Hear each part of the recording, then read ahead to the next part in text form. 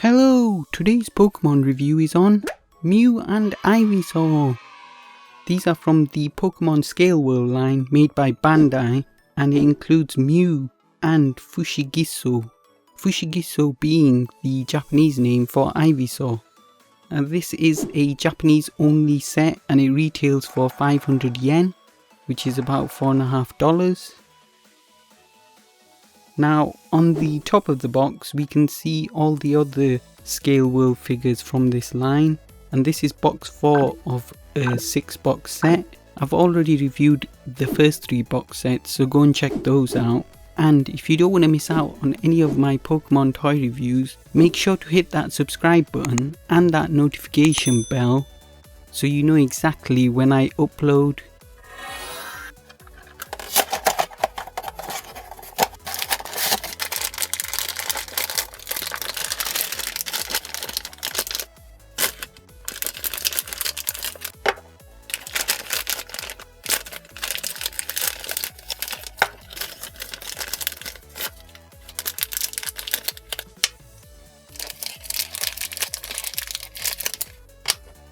These are known as candy toys, so each box set does come with a piece of gum.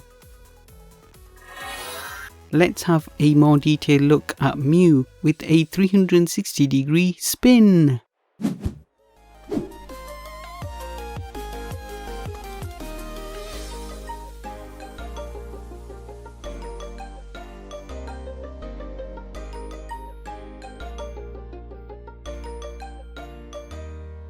This is a super tiny and super cute Mew figure, and you can see the paintwork on this figure is very nice as well. They've even coloured the paws underneath the figure, and because it's 1 to 20th scale, it stands at about 20mm tall, which is the same size as the Pikachu figure, and you have the Pokemon logo on the back out of the way where it should be, but overall a very cute little Mew figure. Now this figure does come with a clear stand because Mew is never really depicted standing on the floor, so its mold is one where it's always flying in the air. Because of that, it does require a clear stand in order to keep it upright. Now the one thing I didn't like about this figure was the positioning of the tail. You can see it just sort of hangs by its side, whereas normally on a Mew figure, the tail is in a more dynamic pose. So I tried to move the tail into a different position, but it always keeps going back to its original spot. So let's compare the Mew figure alongside the Moncolle Mew made by Takara Tomy.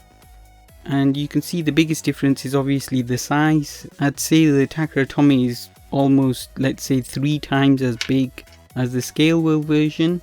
They're both pretty much in the same pose, the sort of flying position pose, but the other major difference is in the tail, and as you can see the Moncolle Mew has that really dynamic reverse S-shaped tail, whereas the Scale World just has it hanging low on its side.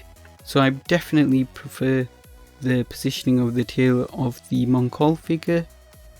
The only other differences are the colour palette used. The Moncolle figure is using a more vibrant pink colour, whereas the Scale World has gone for a duller pink. You can also see the Moncolle figure is looking to its left, whereas the Scale World figure is looking straight ahead. I prefer having both figures, but if I had to choose between only having one, I think I would go with the Moncolle figure. I think it's just an overall better Mew figure if you could only choose one. Let's have a more detailed look at Ivysaur with a 360-degree spin.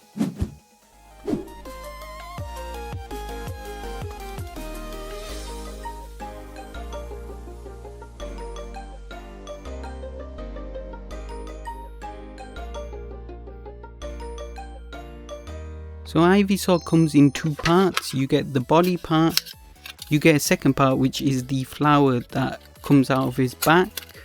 Now you can see this flower piece is very highly detailed, and it has a notch on the back which will then stick into the Ivysaur body.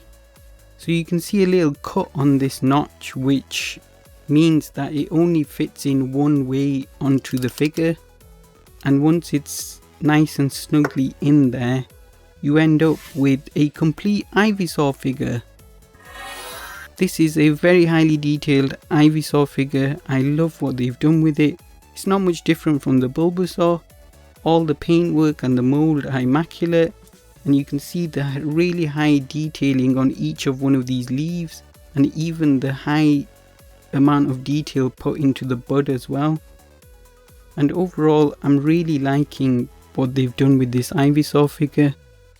The Pokemon logo on the bottom where it should be, and really happy to have another Ivysaur figure as well, because the mid-evolutions don't really get that much love. You get a lot of starter figures, you get a lot of final evolution figures, but they seem to miss out on the mid-evolutions, so I'm always happy to get another mid-evolution figure.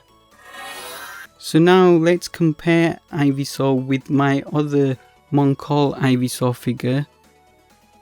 As you can see, there's not much difference in the size of the bodies of these two figures. The big difference comes with the flower on the back. On the scale wheel figure, the flower is almost double the size as that on the Moncolle figure, and it's much more detailed as well.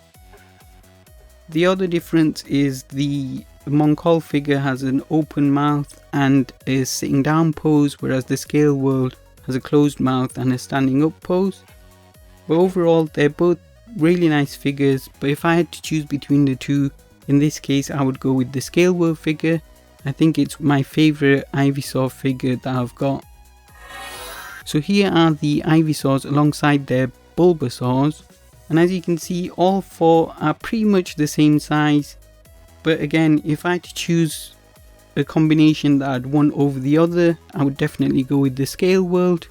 So here are all the scale world Kanto Starters alongside their evolutions, and the one thing I noticed by looking at these was the significant difference in the size of the Charmander and the Squirtle when they evolved into Charmeleon and Wartortle. You can see a huge difference there, but when you look at the difference between the size of the Bulbasaur and the Ivysaur, there isn't really that significant a difference in terms of the size of the body. The only big difference is in the size of the flower on its back. So that's a difference that I didn't know until I saw the Bulbasaur and the Ivysaur next to each other whilst in scale. So now I like to compare the figures alongside other Pokemon toy lines that I'm collecting. So first up we have the Wicked Cool Toys Gyarados figure, Wicked Cool Toys Gengar, Wicked Cool Toys Blastoise, SH Figuarts Mewtwo, SH Figuarts Ash Ketchum, Wicked Cool Toys Ash Ketchum, Figma Lilie,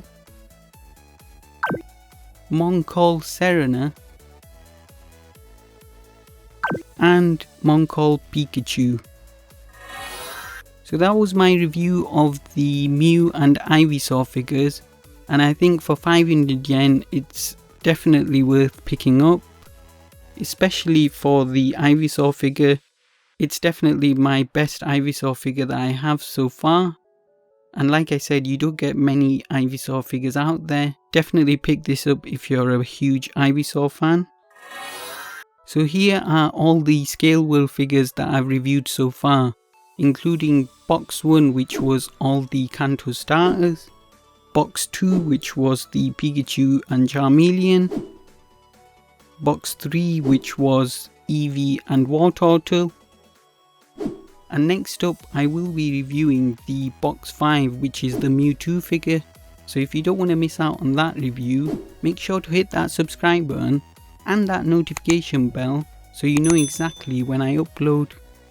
Hope you enjoyed that review, and most importantly guys, stay safe and stay well.